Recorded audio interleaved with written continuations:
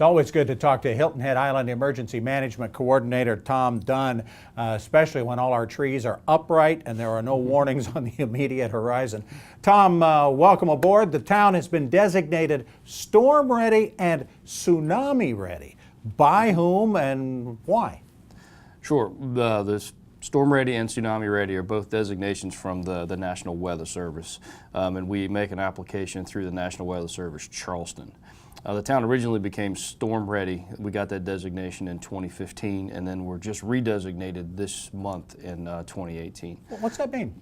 Well, Storm Ready, essentially, it's a process the National Weather Service goes through to validate how we do business, how we do our emergency management in relation to storms.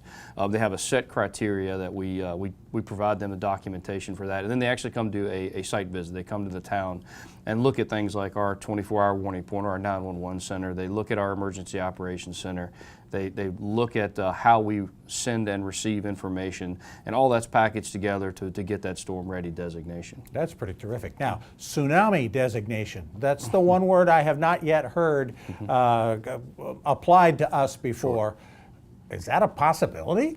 It's what we call a low probability but yet a high impact event. It certainly wouldn't be that. Yeah. Exactly. So it's interesting because South Carolina as a whole is really susceptible to all the hazards that are out there, with the exception of a volcano. Sure. So tsunami falls into that mix. And there are a couple of scenarios that the University of Delaware did a lot of research on to determine that we have two potential scenarios of tsunamis for Beaufort County and really the east coast of South Carolina. Okay. I would imagine because our water is so shallow going out to sea a little bit that's probably one of the factors involved?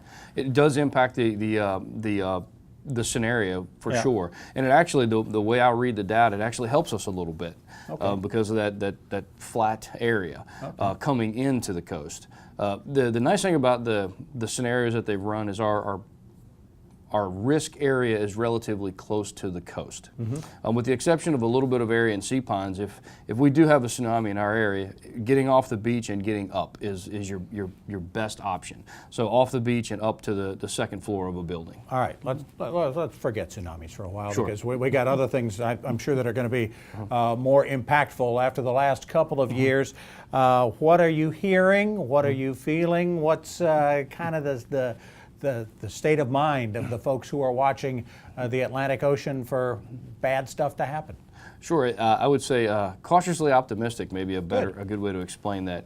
Most of the folks that do research on on hurricanes and the numbers of potential storms in the Atlantic, both reduced their probability forecast. So they're saying those numbers have gone down quite substantially. So we'll see, but it's still, we still have that probability of one happening in this hurricane season. Yeah, you're not the one that's in charge of taking the water temperature off the coast, are you? No, I'm not. Okay, but because that's what we're usually, isn't that kind of the first indicator that we're watching, is as long as we can keep the offshore temperatures down, that's generally a good sign? Absolutely, because the storms like the warm water. Yeah. So cooler temperatures, and there's some other factors off the coast of Africa and things like that seem to be coming into play to keep the probability forecast down. We have had a lot of rain lately, though. Are we about as saturated as we can be? Are we as vulnerable as we might be, depending on what's going on offshore? Absolutely. With all the rain that we've had, a hurricane or even a tropical storm or a tropical depression at this point would not be a good thing for us. As you mentioned, our water levels are up. With the ground being as saturated it is, then you compound that potential for those larger trees coming down with the wind associated with a tropical event. All right. Good news, that is at least for now. We will continue to watch it. Thanks so much, Tom, for your time, as always. Tom Dunn, Hilton Head Island's Emergency Management Coordinator. When we come back, the activity on the island that keeps on giving. Stay with us.